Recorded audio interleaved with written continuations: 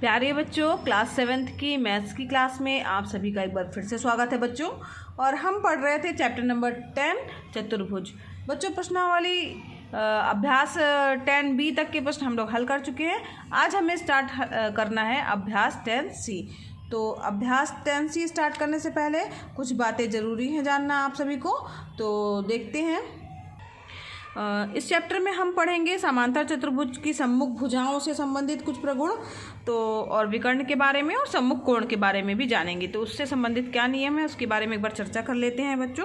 तो समांतर चतुर्भुज की जो सम्मुख भुजाएं होती हैं, जैसा कि आप ये चित्र में देख पा रहे होंगे, ये आपके सामने एक चतुर्भुज दिख रहा होगा ना। तो इस चतुर्भुज की जो सम्मुख भुजाएं, सम्मुख से क्या तात्पर्य है बच्चों?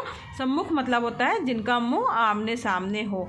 तो सम्मुख से तात्पर्य हुआ आमने सामने की भुजाएं, यानी समांतर चतुर्भुज की सम्मुख भुजाएं जो हैं वो क्या होती हैं? आपस में समान होती हैं या बराबर होती हैं। जैसे अगर ये भुजा AB भुजा जो है वो DC के बराबर होगी, और AD भुजा जो है वो BC के भुजा के बराबर होगी। यानी आमने सामने की भुजाएं क्या होती हैं बच्चों? समान होती हैं, बराबर नाप की होती हैं। ठीक है, अब हम चर्चा करते हैं समांतर चतुर्भुज के सम्मुख कोणों की भी। तो ये जैसे समांतर चतुर्भुज है तो सम्मुख कोण से क्या तात्पर्य हुआ? सम्मुख कोण से भी वही तात्पर्य हुआ जिस तरीके से वो कोण जो जिनका मुख आमने सामने हो वो कोण क्या कहलाते हैं? सम्मुख कोण कहलाते हैं। तो सम्मुख कोण के लिए भी एक नियम है कि समांतर चतुर्भुज के सम्मुख कोण भी क्या होते हैं? आपस में बराबर होते हैं। अगर हम बात करते हैं बच्चों ये हमारे ABCD चतुर्भुज की, तो इसमें सम्मुख कोण कौन से होंगे? कोण A जो है वो कोण C के सम्मुख कोण होगा, और कोण D जो है वो कोण B का सम्मुख कोण होगा। समझ में आ रहा है बच्चों? तो सम्मुख कोण भी क्या होते हैं? आपस में समान होते हैं। यानी कोण A जो है वो कोण C के बराबर होगा, और कोण D जो है बच्चों वो कोण B के बराबर होगा। यानी आमने सामने की भुजाएं भी बराबर होती हैं और सम्मुख कोण भी आपस में क्या होते हैं? समांतर चतुर्भुज के बराबर होते हैं। अब हम चर्चा करते हैं बच्चों समांतर चतुर्भुज के विकर्णों की। तो समांतर चतुर्भुज के विकर्ण जो हैं,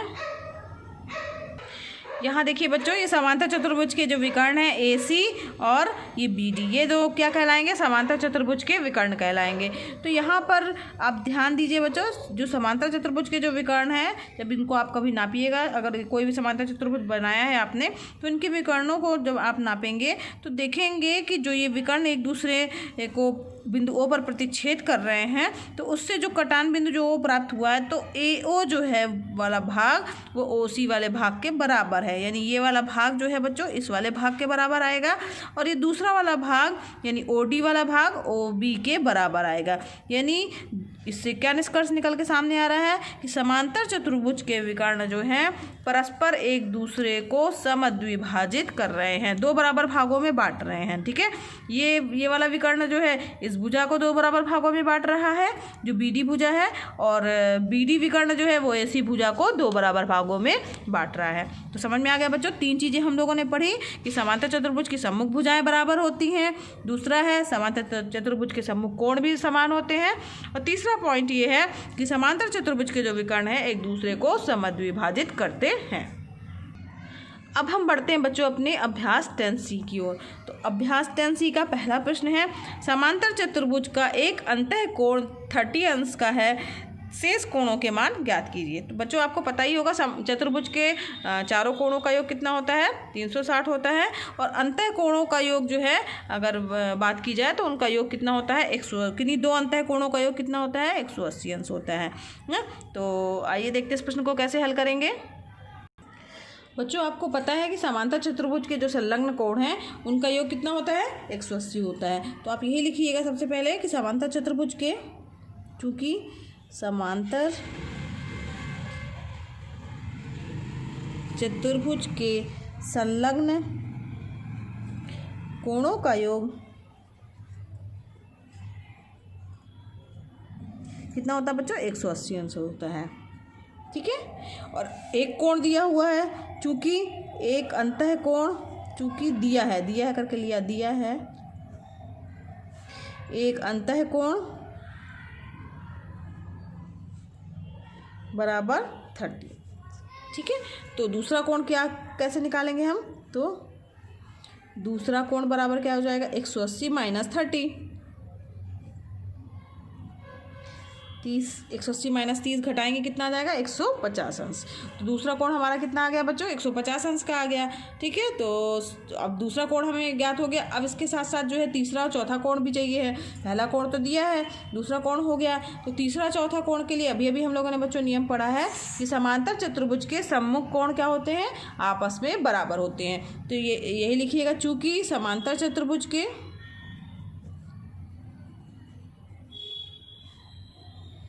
सम्मुख कोण आपस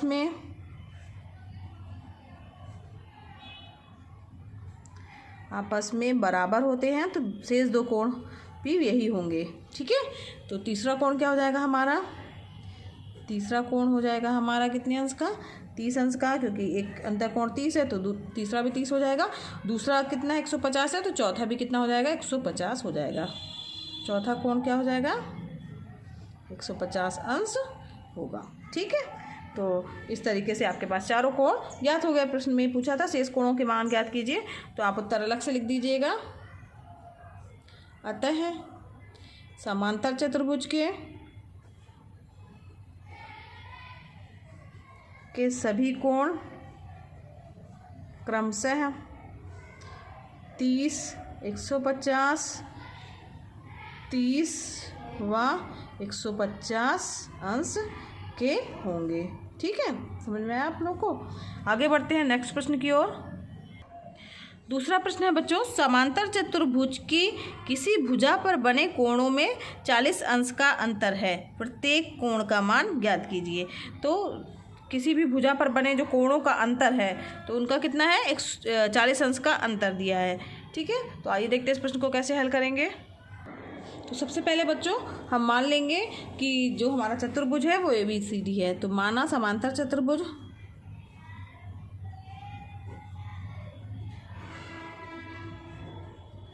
ABCD है। ठीक है, अब यहाँ पर लिखा है किसी भी भुजा पर बने कोणों में 40 अंश का अंतर है ना, तो दिया है A माइनस B बराबर कोण A माइनस कोण B बराबर 40 अंश। ठीक, दो भुजाओं का दो कोणों का अंतर जो है वो कितना है 40 अंश का है ना। और अब इसके बाद चूँकि दो संलग्न कोण समांतर चतुर्भुज के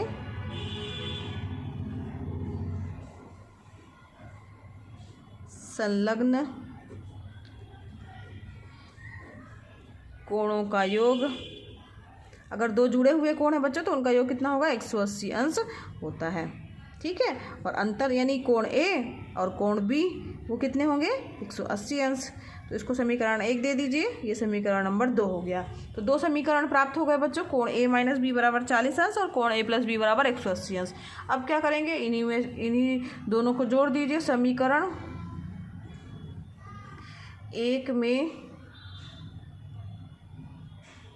2 को जोड़ने पर या 2 में 1 को जोड़ने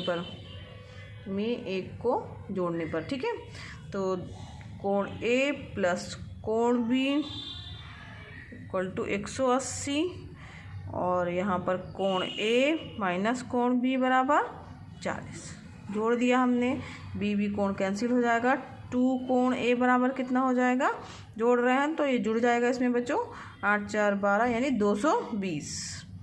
ठीक, अब A बराबर क्या आ जाएगा, कोण A बराबर आ जाएगा 220 बटे 2 से कट जाएगा 180 अंश। कोण A का मान हमारे पास कितना प्राप्त हो गया बच्चों 110 अंश। तो कोण A का मान हो गया 110 अंश, तो कोण B ज्ञात हो जाएगा ना। तो किसी भी समीकरण में मान रख देंगे तो कोण B ज्ञात हो जाएगा। तो समीकरण 2 में या 1 में मान रखने पर, अब A में मान रखेंगे कोण A का तो कितना 110 माइनस कोण B बराबर 40। तो कोण B बराबर क्या आ जाएगा 110 माइनस 40। ठीक है, घट जाएगा तो कितना जाएगा ये 70। तो कोण B का मान कितना प्राप्त हो गया बच्चों हमारे पास में 70 अंश का हो गया। अब हमारे पास इसी तरीके से कोण C और कोण D भी ज्ञात हो जाएगा। क्यों, क्योंकि सम्मुख कोण क्या होते हैं आपस में बराबर होते हैं ना। तो चूँकि समांतर चतुर्भुज के, लिखिएगा समांतर चतुर्भुज के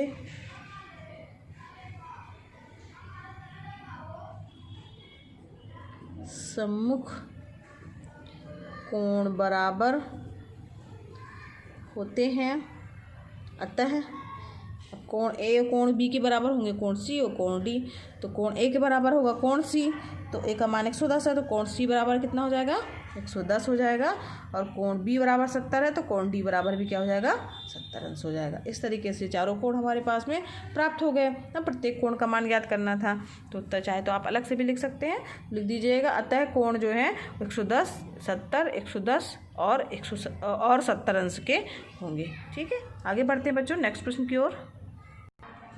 तीसरा प्रश्न है बच्चों, यदि समांतर चतुर्भुज की किसी भुजा पर बने कोण में 1 और 3 का अनुपात हो तो प्रत्येक कोण ज्ञात कीजिए। यानी किसी भुजा पर जो बने हैं कोण उनमें 1 अनुपात 3 का अनुपात है, तो हमें सभी कोणों का मान ज्ञात करना है।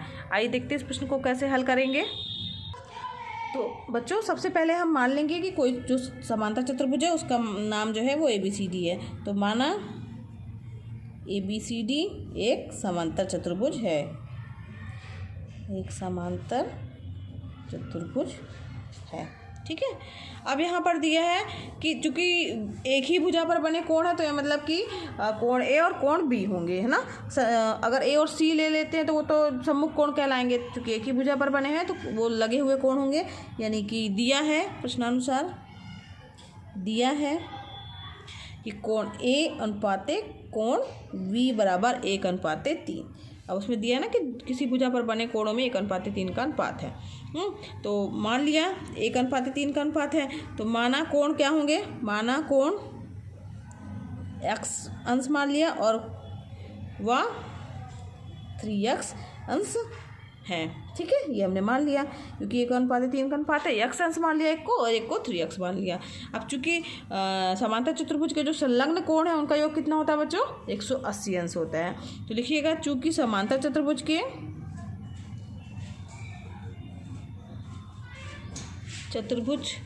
के संलग्न कोणों का योग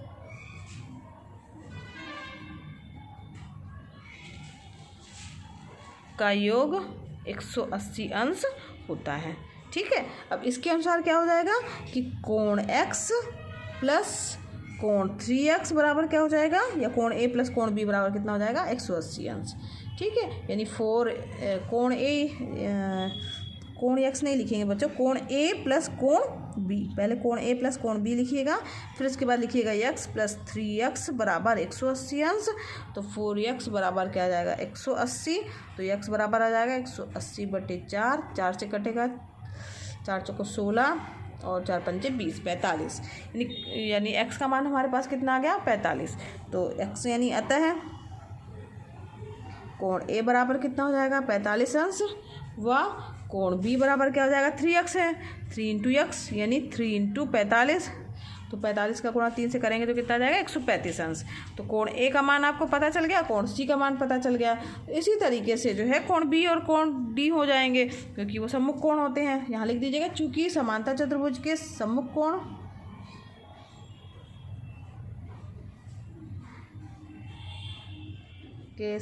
कोण बराबर होते हैं